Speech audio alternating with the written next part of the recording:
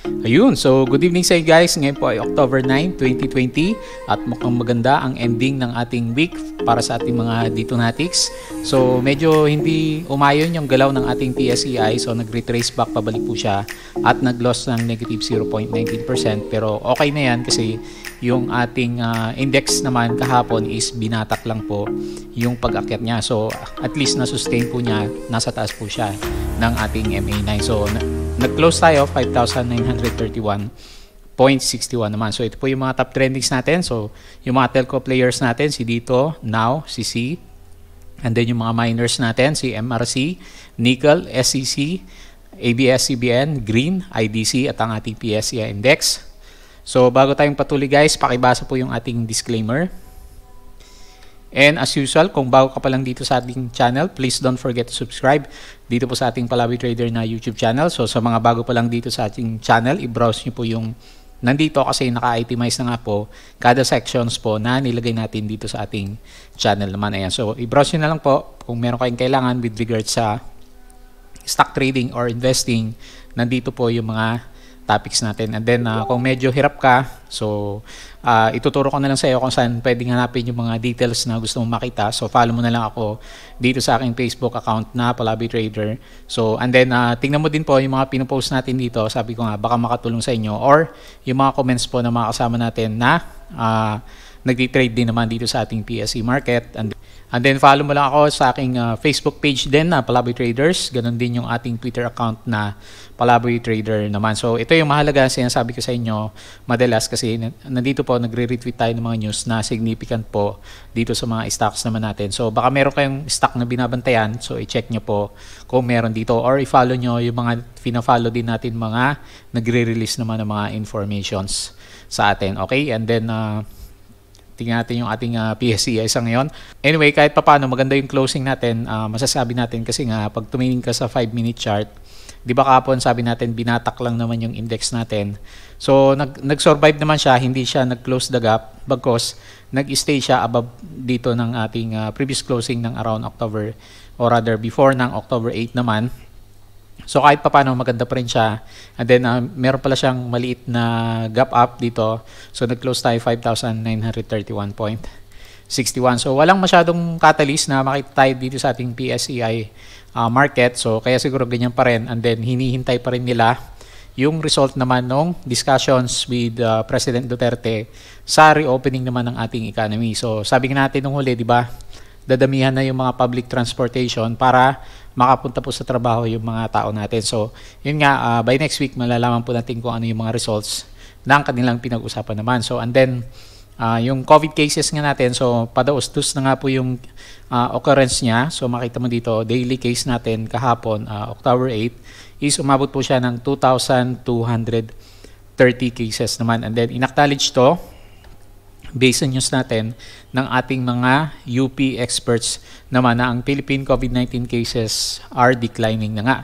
So galing po yung news na to kay Philstar Global, so baka makatulong po sa inyo kung mabasa nyo yung buong nilalaman po ng news na to galing kay Philstar naman. So hopefully ganyan pa rin by next week para maganda po yung vibes ng ating PSEI para naman makasabay din yung ating mga blue chip. So si SM kanina gumalaw pala, and then sinabi ng mga kasama natin, siya pala yung cause kung bakit meron tayong massive na volume kahapon naman. So parang may nangyaring transaction locally kasi yung ating net foreign buying, so yun nga pala, hindi pa rin ganun kaganda. So net foreign selling pa rin tayo, negative 676.52 million naman. So nagbebentahan pa rin po yung mga foreigners dito sa ating market. So sa chart, ganun pa rin naman kung ano yung usapan natin kahapon. Magdi-decide pa rin yung ating, actually nag-decide na siya based dito sa ating dinodrawing na trend lines, pero yun nga, hindi pa rin naman siya masyadong gumagalaw. Ang expectation natin nung nakaraan is kagaya nitong huling candle dito na green, yung ating indices is mag-stay na po sa above ng ating MA100, pero yun nga, hindi naman nangyari. So tignan natin by next week kung matutuloy nga po na magkakaroon ng mga good news with regards sa opening po ng ating economy. Kasi yun po talaga yung magdadala na, and then siguro makaka-attract ulit ng mga investors, foreign investors na papasok dito naman sa ating PSE market para yung mga blue chips natin is mag-umpisa naman ng mag-angatan. Kasi ang nilalaro natin karamihan sa ngayon is doon tayo sa mga penny stocks or doon sa mga speculations natin sa ating mga telco players and then sa ating mga mining players naman. Okay, so puntahan po tayo dito sa ating mga top trending stocks. So unahin po natin si dito. So wala akong masyadong makitang news sa kanya. So i-drawing lang muna natin ulit yung mga pinag-usapan natin na technical sa kanya kahapon. So dito na ako nagdo-draw sa kanya yata nung nakaraan ng Fibonacci or extend natin siya. So yung 50% kasi sakto dito sa sa bagsak ng ating prices sa kanyang nakaraan, and then balikan natin yung pinag-usapan naman natin sa kanya kahapon. So maganda nga po yung galaw ng ating mga telco players. So mukhang nagbabalikan na yung mga investors sa kanya, or rather yung mga traders natin after magkaroon nga ng malakas na buhusan nung nakaraan naman. So nilalagay natin kahapon, di ba, yung ating parang sakto lang, no, yung pinag-usapan natin na nag-expect tayo ng around 6% na galaw ng ating dito na stocks, kung tandaan niyo po siya, pero ngayon nag-close siya mas mataas pa, 7.32% naman. So maganda yan kasi pwede nating itaas yung ating support level sa kanya. Dati kasi yung support is nandito sa 50% Fibonacci level natin. So actually malakas pala siya kasi nagkaroon nga po tayo pala ng merong gap up ng opening is umabot siya ng halos 3% din, no, yung ginalaw niya pagka-open. And then pagkatapos niyang mag-retest dito naman sa ating MA9, so lumalabas, yun yung pinakamalakas na support natin sa ngayon, yung ating MA9, kasi 3 beses na pala siyang nag-try mag-test dito. So una itong malaking indecision candle natin, then sinundan ng ating green candle kahapon, and then ngayon makita mo kung sisilipin mo maigi, nag-retest na naman po yung week ng ating candle naman sa kanya. So ano kaya expectation natin by next week? So itataas ko na yung support natin kasi tumaas yung ating price para medyo makaprepare ka sa kanya kung sakaling hindi siya gumalaw based po dun sa ini-expect naman natin sa kanya. Yung ating support is nasa 5.78 na. So yung upper part ng ating support level or resistance level, so hanapin natin na.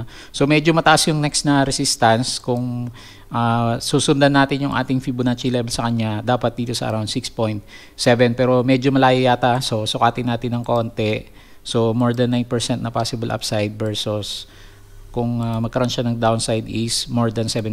So pwede siguro kasi halos 1:1 yung, or more than 1:1 yung reward risk ratio naman natin sa kanya. So tingnan natin dito sa kabilang side kung meron magko-coincide na support saka resistance levels naman sa kanya. So meron dito, may konti siyang pag titignan mo na maigi, meron siyang konting adjustment. So yung mga peak dito sa area na to nung nakaraan, and then yung support level natin is tama lang naman kasi nag-coincide dito sa base ng ating mga candles nung nakaraan. So tatanggalin ko yung Fibonacci para mas malinaw siya. And then ito na yung candle natin sa ngayon sa kanya. Ayan. So i-adjust natin ng konti. So halos 1:1 yung reward risk natin sa kanya by next week na trading naman natin sa kanya. Kaya tignan natin maigi kung ano po yung galawan ng mga telco. Kasi ngayon parang nararamdaman natin kasi nag-angatan po yung 3 telco players natin is medyo nawala na po, nag-subside na yung fearfulness dito sa market natin sa kanila. So yung dalawang malaking buhusan nung nakaraan, medyo napapalitan ngayon ng mga bullish na volumes naman. And di makita mo yung ating RSI is bumabalik na sa normal, nagka-curve up na, and then papunta dito sa ating overbought region naman. So okay lang yan guys, hindi kagaya ng dati nung nakaraan na sobrang bullish. So maabot tayo ng RSI 92 pala. So okay lang for the next coming days na ang mangyari lang sana sa kanya, kahit mag-stay siya dito sa ating overbought level is nasa pagitan lang siguro ng RSI 70 and siguro RSI 85 naman. So mag-play lang siya dito sa area na to para yung prices natin is mag-stabilize dito sa area na to, makahanap siya ng medyo malakas na base, and then saka naman siya arangkada kasi meron siyang kailang i-retest dito sa taas na to at 8 peso level naman. So di ba October ang inaantay talaga natin na date sa kanya with regards doon sa 1,300 towers.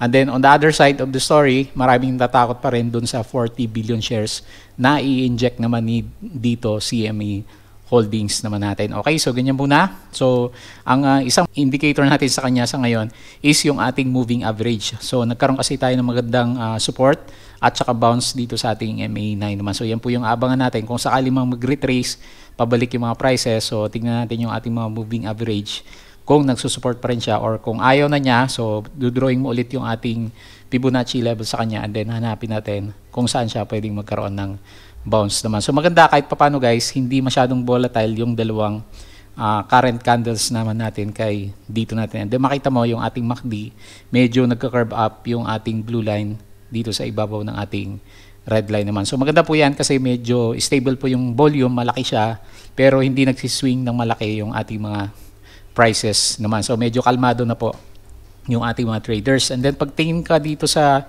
ating mga net foreign buying, so ito yung maganda nakita ko sa kanya, wala tayong related news. So ito yung hinanap ko sa kanya, makita mo, meron pa rin pong mga net foreign buying after nung magkabusan tayo. So meron lang siyang negative 2.67 million selling. Pero makita mo po yung kanyang foreign buying is medyo malakas pa rin hanggang sa ngayon. Kaya tingin natin masustain po ni dito yung pagbabalik po niya ng kanyang prices dito sa bandang taas. So dito magkakaalaman siguro sa area na to. Kasi nga 3 beses na nagkaroon po ng retest yung ating mga candles naman sa kanya. So congrats po dun sa mga nag-hold kasi nakabalik na siya ulit. At nag-gain po siya ngayong araw to ng 7.32%. So ganun din si Now, gumalaw din siya ng maganda at yun nga, yung sinasabi ko sa inyo kahapon, medyo mas maganda ng konti yung technicals ni Now. So technicals lang guys, kasi yung ating prices is nag-stay ng malakas above sa ating MA9. So ito yung nag-wait natin sa kanya na medyo malakas kahapon kasi nga pataas pa rin po yung direction ng ating prices naman sa kanya. So ito yung expectation natin sa kanya kung sakaling aakyat pa yung prices, baka magkaroon na retest dito sa bandang taas naman or dito sa body ng ating mga candles naman. So subukan natin i-plot ulit yung pinoplot natin na Fibonacci kahapon sa kanya. So medyo sakto siya dun sa bandang taas ng Fibonacci natin at around 0.382 nagkaroon po ng resistance dito sa area na to at nag-pull back ng konti yung price. Pero kahit pa paano maganda pa rin kasi nga meron din tayong gap up and then nag-retest siya, so okay naman. So kaya bumalik po yung price at nag-gain po siya ng 5.53% naman. So ngayon initially ang ilalagay natin na resistance is dito sa candles natin, siguro body to body ng ating candles, pero pag malakas dito sa pinaka weak sa taas naman ng ating candle naman. So hopefully magtuloy-tuloy po yung ating mga telco players para maganda-ganda yung mga gains na makasama natin na may hawak po sa kanya. So medyo maganda po yung ating trend line sa kanya. So nasa overbought signal na, pero sabi nga natin wag lang masyadong exaggerated yung pag-akyat po ng ating RSI kasi kung masyadong excited yung iba kagaya nito nung nakaraan, so ilang percent ba to, bumagsak siya ng 20% and then another more than 10% sa kanya next na pagbagsak naman, di umabot siya ng 34% na loss nung nakaraan. So maganda po yung kanyang MACD, makita mo dito. So ito yung mga gusto natin kasi yung distance ng ating red line dito sa ating blue line is consistent at yung direction niya po is paakyat po talaga. So ibig sabihin, meron po siyang momentum naman. Okay? Next po natin si Chelsea. So wala din tayong news sa kanya. So parehas din yung itsura niya. So i-plot natin yung ating Fibonacci level naman sa kanya. So mula doon sa lowest point hanggang sa highest point, so makita mo dito. So nag-resist din siya, so halos pare-parehas, no? Nasa 0.382 din yung resistance nitong si Chelsea natin.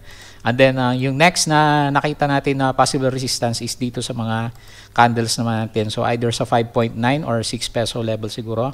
Kasi yun yung psychological natin, malapit din sa 0.236 Fibonacci level naman. So kagaya din ni Now, so makita mo dito medyo maganda rin yung trend niya kasi nagsusupport po yung ating MA9 naman sa kanya. And then yung tingnan mo yung RSI. So maganda po yung RSI. Same sa ating tatlong telco players. Maganda po yung ating RSI tsaka MACD naman sa kanya. Ganun din po yung volume. So meron ding volume. So see now pala, pag tumingin ka sa kanya net foreign buying, merong negative sa kanya ngayon, negative 944K. Samantalang si Chelsea, makita mo dito, mas maganda siya, mas marami po siyang makitang green, although hindi naman ganun kalaki. Pero kahit pa paano, good indication kasi may mga foreigners na medyo sumasali po sa trading naman natin sa ating mga telco players. So ganyan muna, nakita natin sa kanya, yan po yung immediate na resistance is around 6 pesos. Kung medyo bullish tayo, kung konti lang pagka-bullish, around 5.8. Or kung by next week, meron tayong bad news na makuha. So, sana mag-retest lang siya dito sa ating support lines na dinodrawing naman sa kanya. Okay? So, next po natin, dito sa ating mga mining sector. So malakas yung balita ng pagiging holding companies po itong si MRC. So ganda ng galaw niya, no? So mukhang sakto din sa pinag-usapan natin kahapon, no? So maganda po yung galaw niya. Yung ini-expect natin na support sa resistance is na break niya. So ito yung tanda ko, ito yung dinodrawing natin at 0.335 kasi dito sa mga consolidation dito, and then yung previous support natin is dito naman sa mga candles na to. So okay po yung galaw niya. So nag-retest siya dito sa kanyang support at around 0.2939, and then na-break pa niya yung ating next na resistance level naman. So tingnan natin kung saan yung kanyang next na galaw. So, pwede tayong gumamit ng Fibonacci ulit.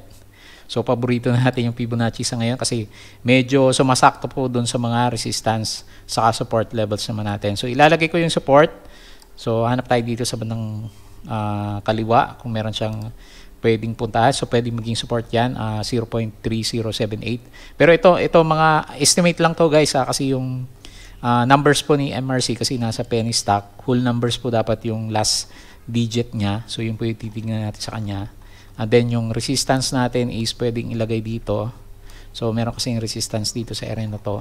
So ayan, so yan po yung nakita natin sa kanya. Kapag medyo bullish siya dito sa taas sa 0.38, pero medyo nanghina siya bago magkaroon ng closing. So ilagay lang natin dito and then tanggalin ko to para mas malinaw. So yun, yan po yung nakita natin sa kanya, 0.3078 until 0.3576 level naman. So sana maganda pa rin by next week para sa mga kasama nating traders kasi ang laki po ng volume eh. So parang meron pa rin siya isang possible na galaw. Yung RSI niya is hindi pa naman masyadong exaggerated, nasa 81. So pwede pa, di ba? Yung kay dito umabot ng 93. So and then merong konting story itong si MRC. So baka ma-sustain niya po yung pag-akyat naman ng kanyang prices. Pero yun nga lang, makita mo pag tumingin ka sa 5-minute chart, medyo wild nga po yung mga swings niya. So makita mo yung isang pitik niya, medyo malaki yan. So umabot ng mga 7% yung isang galaw po sa 5-minute time frame nitong si MRC. Kaya medyo dapat sanay ka sa medyo malakas na volatility. So ang pinaka-peak niya is umabot ng 0.37 or 0.38 yung pinakamataas niya. So nag-subside yung optimism sa kanya and then nagkaroon ng konting profit taking. Pero malakas pa rin siya kasi hindi masyadong lumayo yung mga prices natin dito sa ating moving average. So yung pagbagsak niya, umabot siya ng around ilang percent ba yung inakyat niya. So yung closing natin kahapon, 0.3. Balik natin sa day chart para makita natin. So yung closing natin, umabot siya ng up to halos 30% pala siya ngayong araw na to, no? So umabot siya ng 30%. So laki po ng galaw nitong si MRC natin. And then yun nga, bumagsak siya ng ilang percent. Mula sa kanyang peak is bumagsak siya ng halos 11%. Ayan. So yan po yung reality pag pumasok ka sa mga volatile stocks. So pwede ka magkaroon ng loss na malaki kapag hindi mo po na-control yung pagpasok mo sa kanya or hindi masyadong maganda yung entry point mo naman sa kanya. So congrats po dun sa mga holders. So sana meron pang isang hatak kasi lakas ng volume mo. So anyway, warning sign dun sa mga hindi pa nakaakyat or nakapasok sa kanya kasi yung previous RSI natin is umabot ng around 84.36, and then sabi nga meron ngang ugali na medyo nagdadump ng minsan itong si MRC pag medyo nawawalan ng momentum po yung ating mga traders sa kanya. So ang laki ng galaw niya, no? So congrats kasi mula kahapon dun sa ating breakout point, yung pinakamalaki niya is umabot ng 55 and then ngayon is nasa 36%. So laki niya, di ba? 2 days umabot ng 36% yung pera mo naman sa kanya. So congrats po sa inyo. Next po natin si nickel. So yung expectation natin sa kanya na medyo may pagka-bearish is mukhang mali. Kasi nga malakas pala yung ating prices sa kanya kahit yung nakita natin is malakas na inverted doji. So umakyat pa rin tayo. So opening pa lang, makyat kagad siya ng 2.33%. So kinorek niya yung sobrang pagbagsak niya kahapon. So nandun pa rin yung mga buyers at hindi pa umalis. Kaya medyo malakas po itong si nickel natin. Pero ganun pa rin, yung nilagay natin na resistance is dito na sa bandang taas. So yan na possible na resistance kasi may support dito sa area na to nung nakaraan. So yung current price natin is nasa tamang location and then meron tayong malakas na support bago mag-close yung ating gap naman sa kanya. So meron pa rin kwento yung mga mining natin. So kaya po ganyan yung nangyari sa kanya. So lalong-lalo na siguro yung balita nga na magbebenta nga po ng mga mining assets po yung ating government. So malay mo kung sino magbid sa kanila or makakuha. Kaya medyo malakas po yung speculations dito sa ating mga mining companies naman. So watch out lang, nasa overbought signal na tayo, 73, pero yung huli niya is umabot ng 75, and then nakita naman natin sa iba pag merong kwento po yung mga stocks, sumusobra pa sa 80 yung ating RSI. Pero pag yun nga, sabi ko sa inyo, pag pumapasok ka sa mga ganito is be cautious lang. Baka kasi pag biglang nagtakbuhan yung iba, maipit ka naman sa kanya. So kagaya nung nangyari kay dito, di ba, nung nakaraan. Kaya maganda nga yung nangyari sa stock na si dito ngayon sa kanyang technicals. Hindi masyadong umakyat ng or nababatak ng sobrang laki yung mga prices. So tama lang yung mga galaw ng ating mga candles sa kanya. Okay, so ganyan lang muna. So madaling i-analyze po itong si nickel kasi meron na tayong previous resistance, and then madali naman makita yung kanyang support level natin. So next, si SCC. Ayan, so congrats doon sa mga long-term believers ni SCC kasi yung pagkatagal-tagal na consolidation ng price niya after matanggal niya sa pagiging blue chip, so nagkaroon siya ng gap down dito sa area na to, is naka-recover na po ng konti itong si SCC. So nagkakaroon siya ng retest dito sa MA100, so medyo hindi niya kinaya pero maganda pa rin yung candle kasi nag-gain po siya ng 4.47% naman. So hanapin natin yung kanya next na resistance area. So possibly dito na sa mga gap area nung nakaraan. So taas natin ng konti at 11.8. So tingin natin kakayanin niya yan basta meron pa rin siyang volume kagaya po nung nakaraan. So yung ating RSI is hindi pa naman masyadong lampas dito sa ating overbought signal. So tamang-tama lang yung location niya para sa isang bullish momentum na movement naman. So medyo malaki yata yung nilagay natin. So possible 9%. Medyo optimistic ba tayo? So tingnan natin yung ibang resistance areas. Ang pinakamalapit kasi is around 11 pero 11.1 pero masyadong malapit na siya, di ba? So kung medyo malakas pa rin siya by next week, merong gap kasi dito sa area na to, siguro possible before ng gap area natin, or kung malakas siya is i-close niya yung gap dito naman sa area natin na to. So ganyan siguro mga 11.6. Temper natin ng konti, so for possible upside of 7.69%, and then yung guide natin sa kanya, pwede kong mag-draw ng line dito kasi meron siyang pwede nating i-connect yung mga base ng candles naman natin. So medyo kailangan pa niya ng konting volume, no? So although maraming nag-trade sa kanya kasi umabot ng 1.19k trade siya, hindi mo masyado makita yung volume, siguro i-atras natin. So meron siyang 3 days na nangyaring accumulation ng volume naman, pero hindi pa siya yung masyadong healthy yung volume, no? Kasi meron din ganyang kalaking volume nakaraan pero hindi naman niya na-sustain. Siguro naubos na lang talaga yung mga sellers kaya umakyat po yung price nitong si SCC naman natin. So ang pinaka-support mo kung titingin ka sa horizontal line is yung previous candle natin sa kanya at 10.39 naman. So hopefully umakyat si SCC para sa mga kasama natin na matagal na nag-hold sa kanya kasi ang tagal po ng consolidation niya from August, September, and then October na ngayon. So halos more than 2 months yung consolidation po ni SCC at suddenly nagkaroon po ng spike sa kanyang prices naman, or ito pala yung next na resistance, no? Meron kasing breakdown dito eh. So kung medyo hindi ka optimistic sa kanya, medyo kasi nga nasa ilalim pa rin siya ng MA100 bago tayo pumunta dito sa gap, meron pala siyang support saka resistance dito sa area na to. So yung malapit sa kanya is 11.13.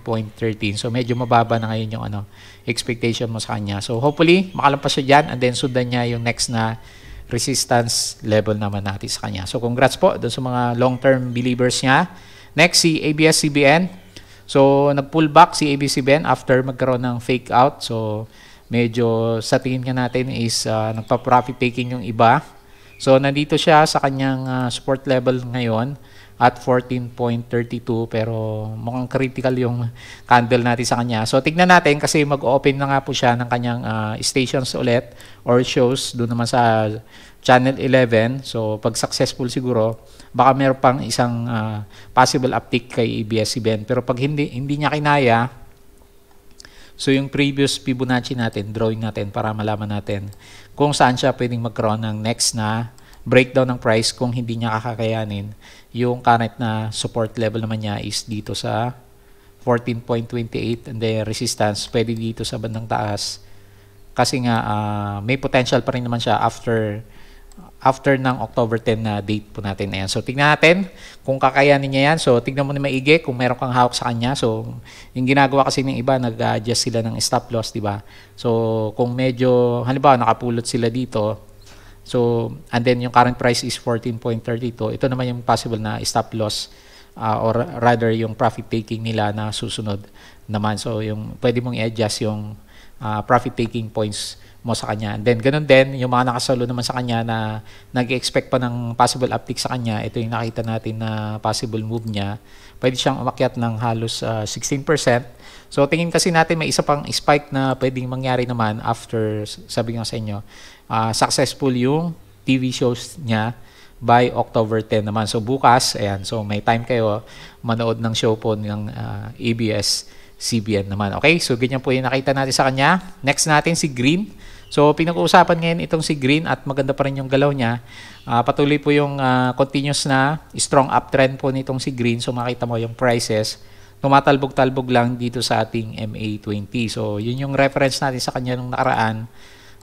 Kung saan pwedeng gumalaw po yung mga prices naman niya. So, i-drawing natin yung kanyang trend channel. So, ito yung nakita natin sa kanya. Kung tuloy-tuloy pa rin yung positivity sa kanya by next week, pwede siyang magkaroon ng retest dito sa bandang taas natin. So, malapit na siyang magkaroon ng breakout ulit, no, at 2.56 peso level naman. So, tingin natin, kakayanin po niya yan kasi mayroon po siyang volume. And then, yung RSI is continuous na maganda. Hindi pa naman siya overbought signal. And then, may possible few days pa na umakyat bago bumalik ulit sa MA20 support. Itong si Green naman natin. So, nag-gain po siya 4.74%. So, meron siyang magandang news. So, na-capture natin dito sa ating Twitter account. So, ito nga, meron po siyang disclosure or information na nilabas. Sabi dito, businessman Anthony Teo is converting Green Energy Holdings or yung Green na company into a bigger conglomerate aimed at addressing Filipinos' needs for agricultural products, financial technology, or fintech, clean energy. So, hindi pa masyadong malinaw kung ano yung gagawin niya. Pero para mag-expand ng businesses, ang ating holding company niya si Green. So, holding company pala itong si Green natin. Ayan. So, Green Energy Holding Incorporated. So, marami na siyang branch and then gusto pa rin niyang magtayo ng additional mga companies. So, kaya siguro medyo optimistic po yung mga investors natin sa kanya. Pero maganda nga rin naman, no, pag technical lang kasi yung titignan, lahat is uptrend po yung pinapakita sa kanya. Maganda yung volume, uptrend yung ating price action, and then yung ating MACD is maganda rin po yung kanyang galaw naman. And then lastly, punta tayo kay IDC. So si Merrimart guys, hindi ko na sinama, although top trending siya. So, same pa rin naman kasi yung nireview natin sa kanya kahapon. Nag-aantay pa rin po ng catalyst bago po gumalaw yung ating prices. So, tingin tayo dito kay IDC. So, meron ka bang napapansin sa chart natin kay IDC? So, bukod sa nag-bounce siya dito sa ating MA9, so which is a good sign sa kanya, meron siyang binubuong pattern ng support naman. And then, kung kita mo tong pattern na to, is parehas na parehas po sa mga patterns ng ating mga telco players. So, Sinaw siguro ang medyo mas parehas sa kanya. So, or rather si dito. So, makita mo, di ba, after magkaroon ng bullishness and then a pullback, nag-retrace pabalik sa MA9 yung ating prices. And then, itong si IDC, since ang inaabangan sa kanya is yung kanyang stock dividends, so, baka magkaroon pa rin po ng additional play itong si IDC natin. Same po dun sa mga telco players na naman natin sa kanya. So, kasi may mga kwento sila. And then, ito, merong ding kwento about sa kanyang stock dividends naman. Ayan. So, hopefully, makarecover si IDC para dun sa mga naipit dito sa area na to. And then, parang ganun nga, gusto niyang gawin, mag-glide siya dito sa ating MA9. And then, saka siya babawi at hahanap ng next na resistance level naman. So, kung maganda yung galaw niya by next week, i-retest niya siguro yung 2.49 and then yung pinaka-support mo sa kanya is dito naman sa 2.22 level or dito sa current price natin at sa bandang baba at 2.28 pesos naman. Ayan. So, hindi muna malaki yung ating trading channel sa kanya kasi yun naman yung unang babasagin niya talaga bago po siya magkaroon ng revival po ng price pabalik dito sa bandang taas. So tingnan natin kung pares yan nangyari kay Now. So tanda ko na dito pala sa area na to sa may bandang baba, bago tayo nagkaroon na next wave dito kay Now natin, di ba mapapansin mo dito, so parang pares sila na after ng sobrang optimism bumagsak and then nag-recover, nag-bounce dito sa ating MA9 for an additional bounce up naman. So hopefully ganun yung mangyari ka IDC, kasi parang ganun din naman yung pinapakita ng price action natin sa kanya. Okay, so yun, and then tingnan mo yung RSI is still okay above RSI 50, nakabukas pa naman yung ating MACD naman. Okay, so yun po yung mga reviews natin for today. So aral-aral tayo by weekends, kasi kung maganda po yung result ng meeting ni President Duterte at saka yung mga IETF natin and then yung mga iba pang government officials, so magbubukas na po sila unti-unti sa ating economy. So yun din yung binabantayan ko, lalong-lalo na po sa ibang blue chips na mayroon na pong position na medyo pakyat na po yung kanyang direction, kasi sila po kasi yung unang gagalaw pag medyo okay na yung pagbubukas po ng ating economy. Although merong isang negative news doon sa news na yon, so kasi yung ibang areas maliban sa Metro Manila parang gustong bumalik sa MECQ, pero yung Metro Manila GCQ pa rin, pero dadamihan na nga yung opportunity na makabalik sa trabaho yung mga tao po natin, yung mga kababayan po natin. Ayan, so yun po yung bantayan natin by next week. Hopefully maganda po yung trading ulit natin, at yung mga telco players naman natin is mabuhay ulit para sa mga kasama natin na nag-i-speculate naman sa kanila. Okay, so yun lang po. Maraming salamat ulit. Don't forget to subscribe dito sa ating Palaboy Trader na YouTube channel. Follow mo lang ako sa aking Facebook account, Facebook page, at dito naman sa ating Twitter account na Palaboy Trader. So happy weekends po sa inyo guys. Maraming salamat po.